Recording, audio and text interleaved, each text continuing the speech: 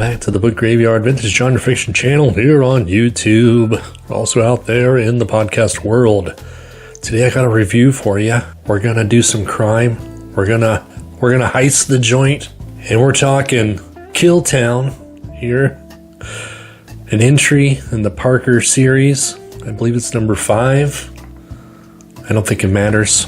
And this was written by Donald E Westlake, writing under the name Richard Stark. Alright, so before we get started, I want to give a shout out to the Violent World of Parker blog, which I will put a link down in the description to. It is a website dedicated to the series, to the Parker series, obviously, and Donald E Westlake and all of his related crime, fiction, and movies. It's everything you've ever wanted to know about the Parker series and Donald E Westlake. I got a lot of great info from there. There's lots of other people besides YouTube and podcast out there putting in the work. So we want to give credit where credit is due.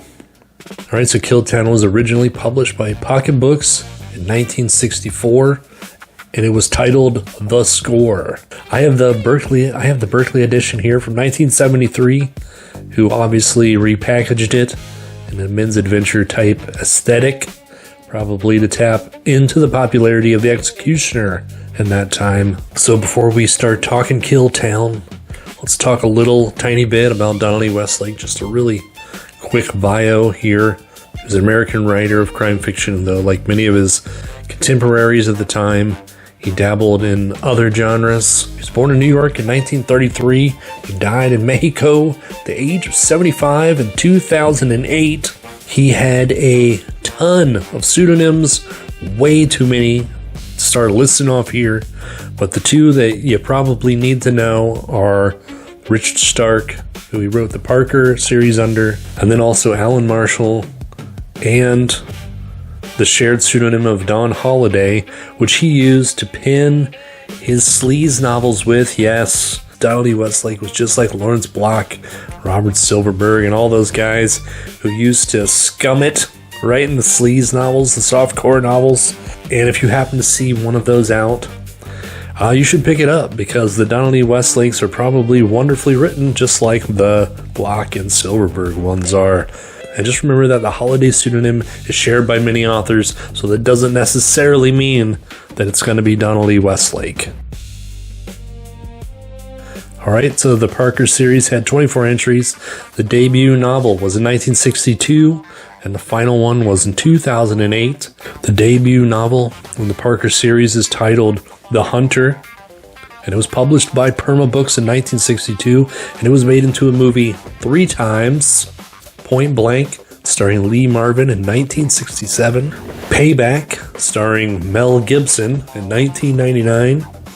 And Play Dirty, starring Mark Wahlberg in 2025. There are other movies that are based on the Parker character. It's a very popular series. We got The Split, starring Jim Brown in 1968. The Outfit, starring Robert Duvall in 1973. That's one that I've never heard of. I would like to check that out. Old school Robert Duvall. That's what's up. Then we also have Parker, just simply titled Parker, starring Jason Statham in 2013. A little something of note of this book in particular is that it introduces a character named Grofield that would get his own spin-off series that would last from 1967 to 1971 and had 4 entries. Okay, here we go. Killtown, aka The Score. Alright, our main character, our protagonist, Parker, is a professional thief. He's serious and stern with an almost militaristic view on how to handle a job. He's also a big boy.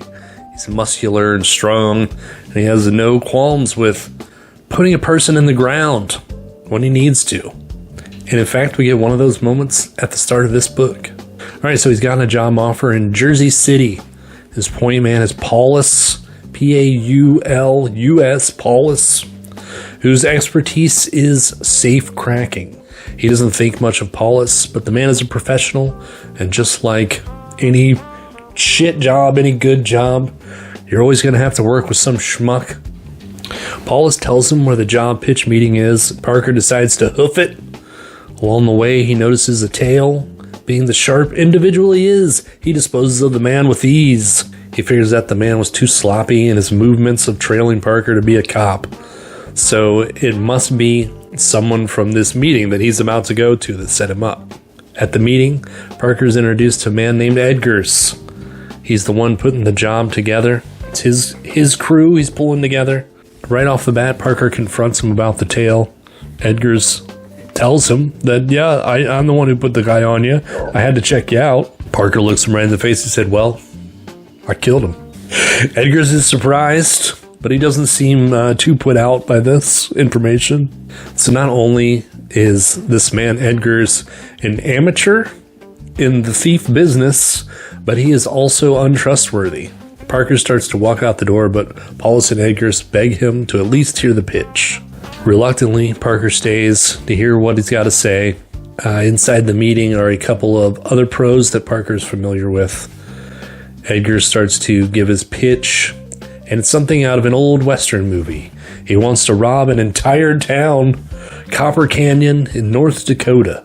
Immediately upon hearing this, Parker is like, this is stupid. This is ridiculous. I'm out of here. He gets up to go and leave, but then the other boys at the table, his friends, his ex-co-workers, they find it also ridiculous, but they start spitballing on how they would actually accomplish such a feat. And this is how they pull Parker in. He loves working out the factors of pulling off a job, how to solve the riddle. And once he gets going, once he starts throwing out ideas, he starts to see that there is possibilities of this being a success. Obviously, they're going to need more men. Some usual suspect names thrown around the room of guys that they can add to their crew. So this novel is broken into 4 distinct parts. We have the intro, this intro, the setup to the crime and meeting the guys. And then we have the second part is planning the robbery, getting it ready. The third part is the actual robbery. And the fourth is the aftermath. I gotta say, all this organization in this book released some dopamine in my brain, and there it is. So this is the type of book that to tell you any more of the plot would be to ruin it. Of course, they're going to go through with it, or else there wouldn't be a book. You probably know the formula. It's a group heist narrative. They introduce a total of 12 nefarious characters for the robbery, each with their own distinct talents and personalities. Some are charming, some are thugs, some are lifers, like a little elderly gentleman whose expertise is character acting. You put this guy in a night watchman uniform, no one's going to pay any attention to him. He doesn't look out of place, he's not a sore thumb.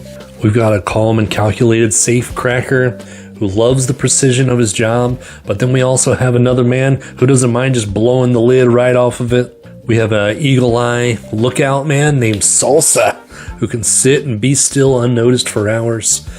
Some of the men are dependable professionals, while others are reckless and rash. Some of the men have a weak spot for the ladies and forget what they came to town to do. And though it may sound overwhelming to keep track of 12 central characters, it's written in a way that the personalities are like spices on a meal. Like you don't have to have them, you don't have to notice them. And it really doesn't affect the story if you miss it. But if you're paying attention, it makes it that much better. I feel like the most mainstream comparison that everyone will know would be the Ocean's movies. They used to make a lot of these movies back in the day. The Asphalt Jungle is credited as being the first heist film that created the template that all others would follow. One of my personal favorites is the Kansas City Confidential from 1952, starring Lee Van Cleef. This is a very fast-paced and engaging novel. It rides that line of being totally engrossing, but doesn't drain you mentally. It's smart, and it's tough, and it has that old-world romantic crime element that'll make you question why you get up every day and go to your boring-ass job, your boring-ass life. Because there's opportunities out there, just like in the Parker books. Why am I working like a schlub when I could just go take it? It's definitely a vicarious fantasy of folks who are decent people but like to imagine a dangerous version of themselves. One that takes legal risks they wouldn't normally take, but it has that societal respect of not harming the innocent. Kind of like the ideology behind Robin Hood or the movie Point Break. So how do we feel about Killtown? If you couldn't tell, this one is definitely going to end up in the top 20. The year-end list, when I put them all in order, the worst to best. So this is the first Parker entry that I've read, and I feel like if I'm ever in a reading slump, I've read too many stinkers in a row, that if I grab one of these Parkers, that it's gonna change my life around. It's gonna get me back into the swing of things. So may I suggest that to you if you're also having issues, if you just want pure escapist fiction, you want to live vicariously through the honorable thieves, then check out the Parker series. And that is all I have for today. Thank you for watching. Go.